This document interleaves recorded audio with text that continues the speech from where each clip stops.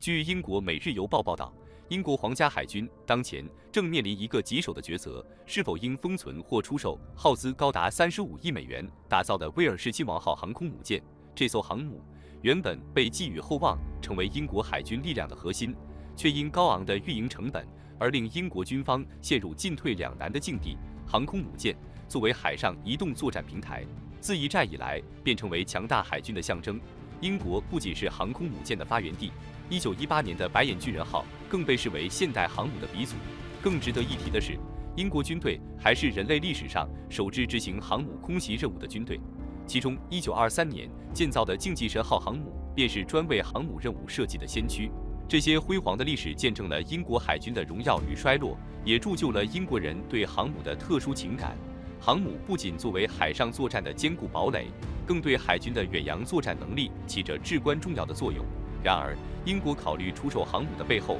是严峻的经济压力。这种压力既源于经济实力的不足，也反映出预算分配的选择性困境。尽管在约翰逊政府时期，英国计划增加230亿美元的国防预算以应对外部威胁，而特拉斯政府更是将国防预算提升至 GDP 的3%。但这些增加的预算主要投向了新兴战场，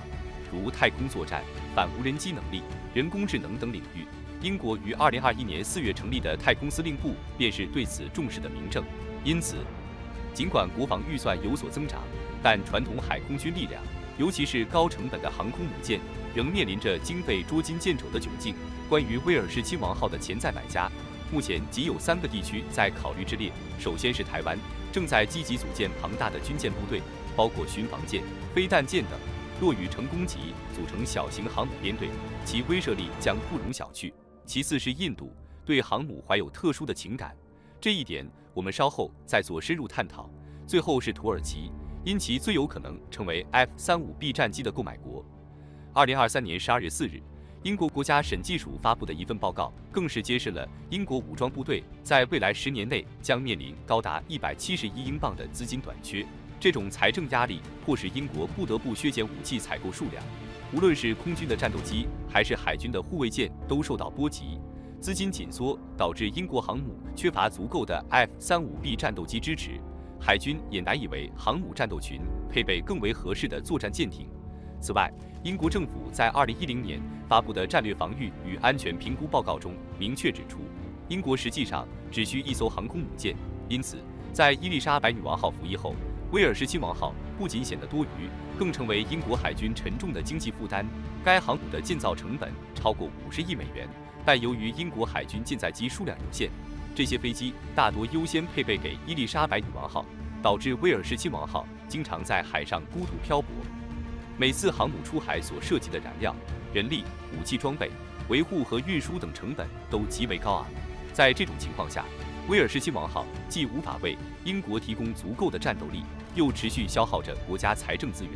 因此，英国政府开始认真考虑将其封存或直接出售。英国所面临的这一困境并非毫无预兆。在设计之初，伊丽莎白级航母就充分考虑了各种设备的研发和适配，从能够承受喷气式战机尾焰的特殊甲板，到推动船只前进的燃气涡轮机，再到预留加装电磁弹射器和承受巨大压力的阻拦索的空间，这些都需要巨额的资金投入。然而，即便英国有意出售威尔士亲王号，寻找既有经济能力又有需求的买家同样面临巨大挑战。无论是英国的伊丽莎白级航母，还是其他国家的航母，都需要持续不断的资金投入，以确保其战斗力的维持。以美国的福特级航母为例，其造价已超过130亿美元，而舰载机的费用更是高达80亿美元以上。这充分说明了航空母舰的运营和维护是一个长期且庞大的财政负担，需要强有力的资金支持。曾有美国国防部的最新武器项目状态报告指出，为了构建一个完备的福特级航母战斗群，美军需要额外投入超过70亿美元，购置6艘阿利伯克级导弹驱逐舰，超过60亿美元引进2艘弗吉尼亚级攻击型核潜艇，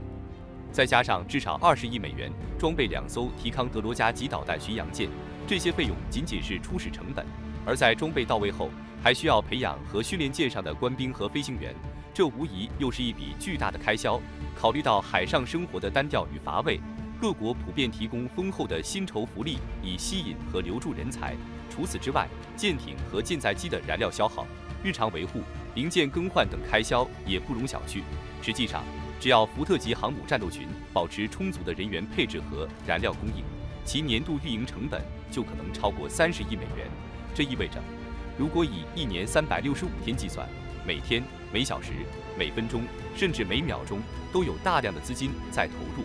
面对如此高昂的运营成本，美军中有官员近期表达了对福特级航母未来可能成为负担的担忧。2024年4月7日，美国海军少校杰夫·泽布莱在美国海军学会会刊上发表文章，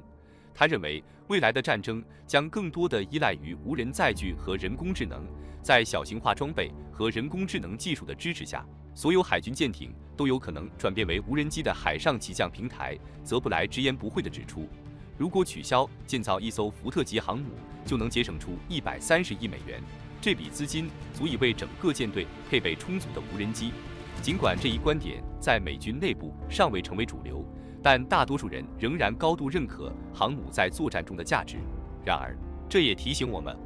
在追求强大海军力量的同时，也需要考虑到财政的可持续性和技术的更新换代。从美国的军事战略视角来看，福特级航母相较于其他武器系统，实则是一个相对经济的选择。在每年大约30亿美元的运营成本中，福特级航母的自身开销约占40%，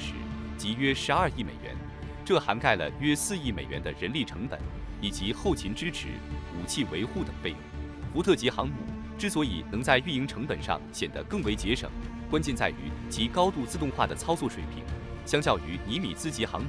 福特级在船员配置上减少了约1000人，舰载机维护的地勤人员也缩减了近400人。随着人员数量的减少，人力成本自然得到显著降低。据美国军事分析家的评估，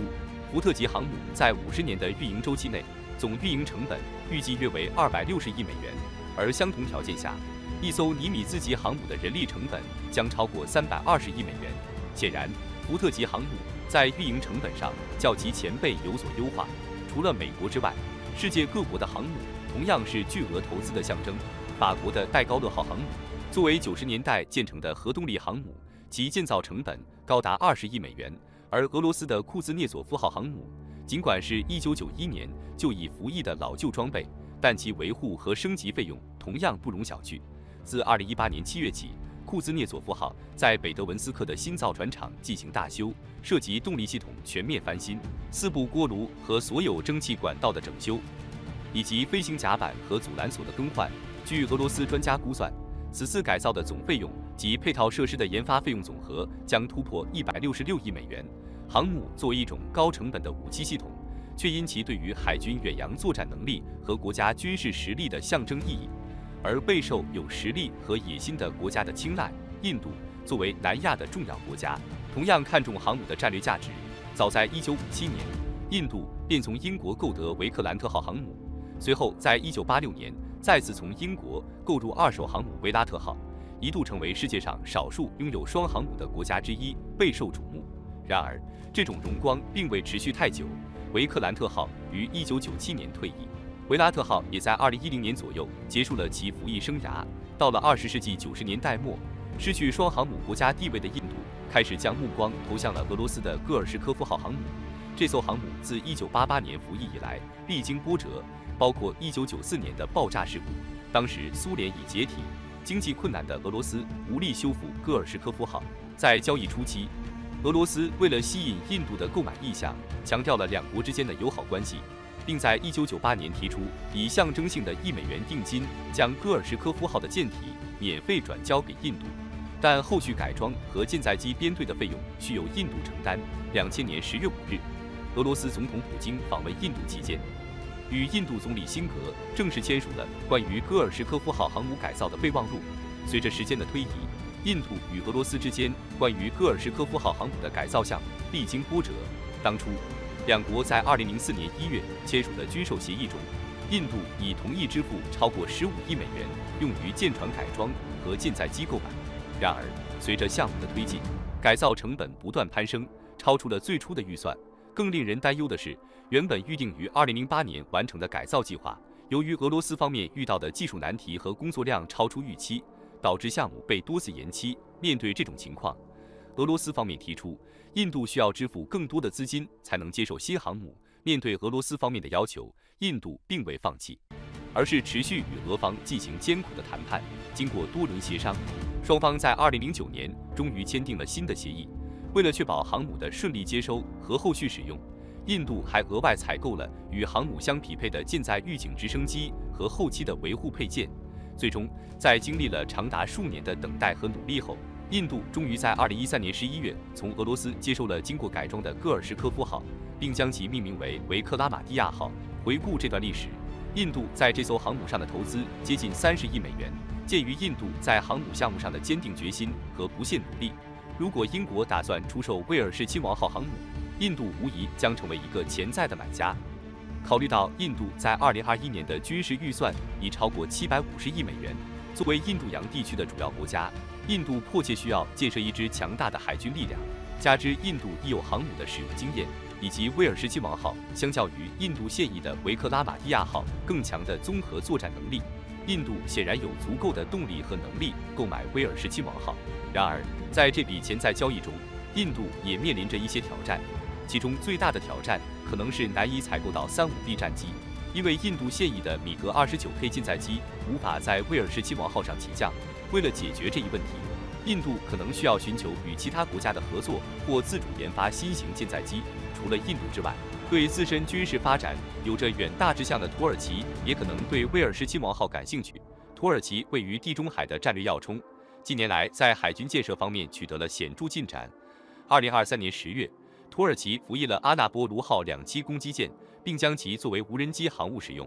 如果土耳其能够购得威尔士亲王号，将能在阿纳多卢号的基础上进一步扩展其海上力量。此外，与印度相比，土耳其获得 F-35B 战机的可能性实际上更大，这将进一步提升其航母的作战能力。总之，威尔士亲王号航母的最终去向仍然充满悬念，无论是印度还是土耳其，都有可能成为这艘航母的新主人。而英国在处理这艘航母时，也需要综合考虑各方面的因素，以做出最明智的决策。好了，本期视频到此结束。对于这些信息，我们非常欢迎大家在评论区分享你们的看法和讨论。如果对于本视频的内容有任何补充或不尽完善之处，也请在评论区留言，以便我们进行更新和完善。我是寰宇哥，咱们下期再见。